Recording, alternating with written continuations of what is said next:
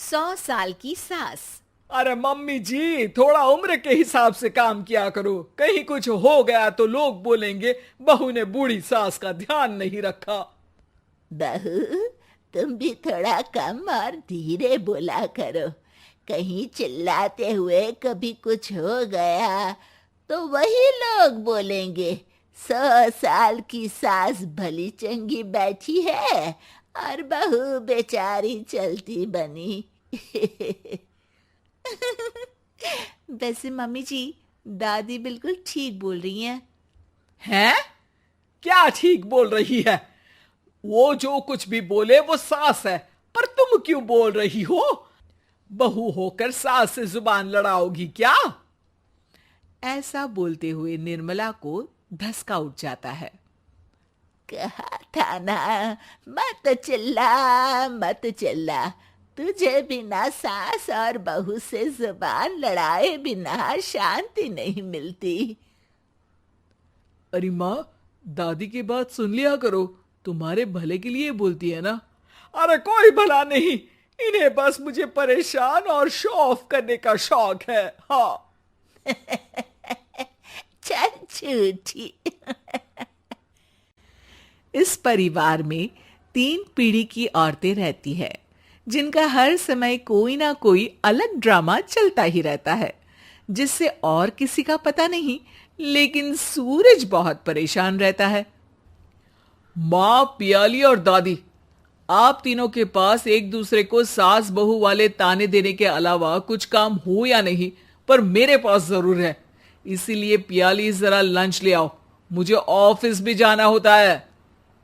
इस पर पियाली सूरज को लंच देती है और वो ऑफिस चला जाता है, जिसके बाद तीनों एक बार फिर अपनी बातों या कह लो कि नोक-झोंक में लग जाती हैं। इसी में दिन बीत जाता है। रात को सूरज के साथ उसके दोस्त भी खाने पर आते हैं। पियाली, मेरे कुछ दोस्त आए हैं। सॉरी, अचानक प्लान बना तो बता नहीं पाया। तुम जल्दी से डिनर बना दो ना। अरे वाह रे आलसी माँ की आलसी बेटी, पहले बिना बताए दोस्तों को घर ले आओ, फिर बोलो जल्दी से डिनर बना दो। इतनी जल्दी है तो खुद बना लो। अरे माता, सब बाद में दिखा देना, अभी खाना बना दो ना प्लीज। ऐसा बोल के सूरज दोस्तों के पास जाकर बैठ जाता है और पियाली डिनर की टेंशन में अपनी सास के पास पहुंच जाती है, जो अपने कमरे में आराम कर रही होती है। मम्मी, सूरज अचानक दोस्तों को घर ले आए हैं, क्या करूं अब? कुछ ऐसा बताओ ना जो जल्दी बन जाए और सर्व करते हुए भी अच्छा लगे। अरे रेस्टोरेंट से मंगा ले, दोबारा परेशान मत करना, सोने दे मुझे। इतने में दादी सास भी वहां आ जाती है। वाह, आलसी का आइडिया भी उसी की तरह बेकार है। कोरोना में बाहर से खाना मंगाएंगे। बहू, तुम सो ही जाओ, वही काम अच्छे से कर सकती हो। चल पियाली, मैं बताती हूँ क्या करना है। इस पर दादी सास पियाली के साथ मिलकर सारे मेहमानों के लिए खाना बनाती है, जिससे उन्हें ज्यादा मेहनत भी नहीं करनी पड़ती और सबका पेट भी भर जाता है। दादी के इस आइडिया से पियाली और सूरज बहुत इम्प्रेस हो जाते हैं।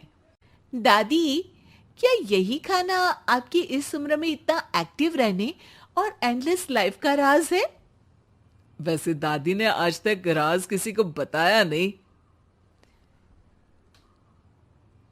इन्होंने ससुर जी तक को नहीं बताया, तभी तो वो ऊपर पहुंच गए और ये अभी तक यही है। तेरी सास मेरे ऊपर पहुंचने का ही इंतजार कर रही है, पर इस आलसी का ये सपना पूरा नहीं होने वाला। क्यों जी, अमर होने का वरदान लेकर आई हो क्या? अमर का पता नहीं, पर लगता है तुझसे लंबा जरूर जी लूंगी। इससे पहले कि दोनों सास बहू में कोई बहस शुरू होती, पियाली बीच में बोल पड़ती है। ठीक है, आप दोनों लड़ क्यों रही हैं? हम तो चाहते हैं कि आप दोनों हमारे साथ हमेशा रहें।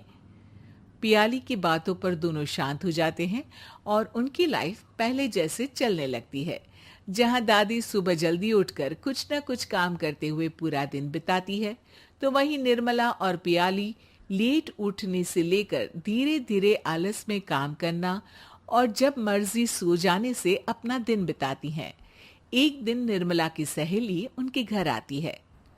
अरे क्यों रे निर्मला, कैसे चल रही है जिंदगी? सब बढ़िया, बस ये बुढ़िया ऊपर जाए तो ज्यादा अच्छा होगा। अरे ऐसा क्यों बोलती हो? तुम्हें तो उनसे सीखना चाहिए, वो बहुत फुर्तीली हैं। मैं उन्हें रोज मॉर्निंग वॉक करते हुए देखती हूँ, और वहीं तुम और तुम्हारी बहू है जिन्होंने शायद सुबह का सूरज आज तक देखा ही नहीं होगा। सहेली की बात सुनते ही निर्मला भड़क कर चिल्लाते हुए पियाली और अपनी सास को वहां बुलाती है, जिनके साथ सूरज भी वहां आ जाता है और ये सब देख सहेली वहां से चली जाती है। अरे सासू माँ, आपको हमसे क्या दिक्कत है? अब तो मेरी सहेलियां भी आपकी वजह से मुझे ताने देने लगी है। मम्मी जी, कुछ तो लोग कहेंगे, लोगों का काम है कहना, आप इग्नोर करो ना। अच्छा वैसे महारानी, वो तुम्हें भी वही सब बोल रही थी? है? मैंने क्या किया? अरे किलस क्यों रही हो? अब तो समझो और अपना लाइफस्टाइल सुधारो। ओ मोरी मैया, अब हमारा लाइफस्टाइल भी खराब हो गया क्या? आपका तो हाई फाई है ना, बस उतना ही ठीक है। तुम लोग हमेशा पूछते हो ना कि मेरी इस उम्र और अभी भी इतने एक्टिव रहने का राज क्या है, तो वो ये लाइफ स्टाइल ही है जिसे हाई फाई नहीं पर सिंपल कहते हैं। दादी, अब कहना क्या चाहती हो? यही कि मैंने अपनी जिंदगी में बहुत किताबें पढ़ी हैं, जिनमें एक किताब से मुझे ये समझ में आया कि हम कितने गलत तरीके से जिंदगी जीते हैं। उसी के बाद मैंने एक अच्छे जीवन के लिए इकिगाई रूल अपनाया, जिसका मकसद तो सिर्फ अच्छा जीवन जीना था। इतना लंबा कैसे जी गई मुझे खुद अचंभा होता है। ओह, तो मतलब आप मुझे परेशान नहीं करती थी? वो तो आप करती हैं। वैसे ये इकिगाई क्या है? थोड़ी रिसर्च खुद भी कर लो आलसियों, सब मैं ही बता दूं क्या?